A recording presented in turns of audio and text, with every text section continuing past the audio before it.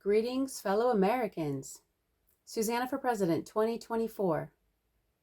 Welcome to the 2024 edition of Franklin Delano Roosevelt's Fireside Chats.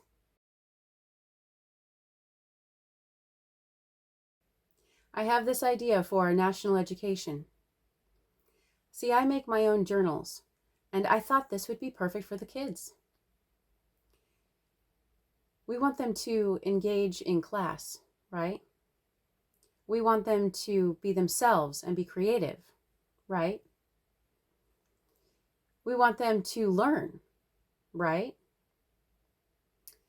The idea behind this is to get them to open up about their thoughts, feelings, creativity, and so much more. At the beginning of each school year, we can have our kids make a school journal that they will share with the teacher.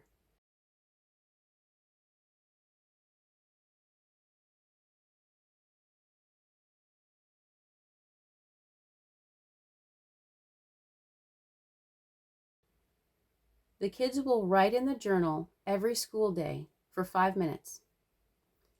The teachers will respond to those journal entries. All staff and students can participate in the journal making, but only those who participate in the penny contract would be able to earn and be published. It is the student's choice to participate in the penny contract. Select entries would be published in an individual class book or school book. Proceeds from book sales would belong to the school and would be limited to certain types of spending. So what's this for? Well, it's to help our education system. The journal is for kids to write down their thoughts, communicate with the teacher, vent, ask questions, get answers, get help, and be creative. The journal is for teachers to communicate better with the kids, help them teach the kids, help them learn from the kids, possibly identify issues, give answers, give help, and be creative themselves. There's a lot that this project can do. So what does this journal project teach? It teaches responsibility, mental health, self-care, communication, honesty, and much more. Now, here are some of the rules. All entries must be genuine and honest. There cannot be any bullying, harassing, or other negativity towards students and staff. Teachers may not restrict content of journals, but can and should report things like self-harm, threats to others, neglect, abuse, and other issues of a legal nature. It's important for those entries that are marked private to remain unpublished. Now, about the journal itself, students will create their own, staff will create their own. They'll be individualized and customized, and they'll contain a variety of content by the end of the school year. So here's what the teacher is going to do with this journal. They're going to grade on predetermined weekly subjects. They're going to make copies of journal entries to be considered for publishing. And they're going to talk to the individual kids about their journal entries if it's needed. The penny contract. Parents, students, schools, and governments will enter into a contract.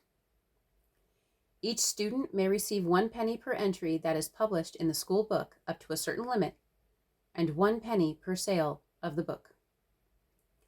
A random student from each class can witness or verify that pennies were received, and they receive a penny that day. Students who opt to share their entries vocally can earn 1 penny per week. The kids at the end of the year will have the option to donate some of their pennies to charity. Students can acquire sponsors who would pay 1 penny per month to the fund of the child they sponsor. Sponsors' funds may be collected all at once or on a monthly basis. Now, the parents should make a payment of 1 penny per month to the child's penny fund. Teachers can receive 1 penny per teacher entry that is published, same limit as the kids, and 1 penny per sale of the book. Other school staff may receive 1 penny per sale of the book and 1 penny per published thought, same limit as the kids. So here's some other conditions. This is for the public school system. Federal, state, and local governments should match 1 penny per child, regardless of whether they are published or unpublished, to each school. So the federal government would match a penny for all students in public school. The state would match a penny for all the schools within their state. And the local governments would match a penny for all of the schools within their city or town.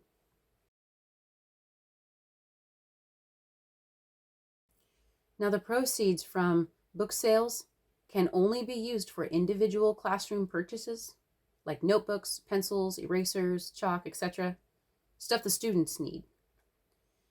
They can be used to assist with individual classroom fundraisers. They can be donated to charity. And it can be used to pay for copyright fees. Proceeds may not be used to pay the teachers' salaries, except as specified in the penny contract. And all proceeds should be tax exempt because they are going to the schools. Now, how about copies of this book? So, buyers of the school book or class book can pay 1 penny to reserve a copy. A class can have its own book of entries, and the school can have a large book of entries. There can be a digital copy and a paper copy. 1 book from each school should be purchased by the government for the Library of Congress for historical reasons. And they can be sold at fundraisers.